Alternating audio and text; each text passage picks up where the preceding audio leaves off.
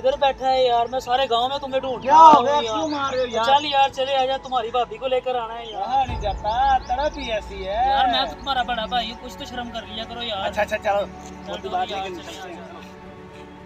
भाई भाई तुम्हारी जो हाँ। छोटी साड़ी ना वो बहुत खूबसूरत है, अच्छा। मुझे बहुत पसंद है। अच्छा मेरी भी बात करो ना। ठीक है, कर लूंगा बात, पर मेरा ससुर और मेरी बीवी मानेगी, तुम्हारी भाभी फिर ही बात करूंगा ना। है ये क्या क्या पड़ा हुआ है?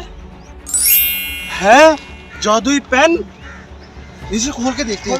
खोलो, इसमें क्या है, इसमें डब्बे में खोलो इसको। सोने का पेन, ओ यार किसी की तरफ करके तो देखो, कोई चीज ढूंढो, इधर से सोने का बनता है कि नहीं को बनता। इसी को बना के देखते हैं। हाँ, इसको इसको उठाओ, उठाओ, इसको बनाओ। सोने के बन जा। ये तो बनी नहीं है यार, ये तो बनी नहीं है। लिख के चेक करते हैं। हाँ चल ऐसा कर, लिख कर देखते हैं। लिखो जल्दी। मोबाइल मुझे मिल जाएगा। है मोबाइल आ गया। वो हो गया, हम तो अमीर हो जाएंगे। हो जाएंगे यार, और भी। चलो चलो एक और चीज करते हैं। पैसे लिखो, पैसे।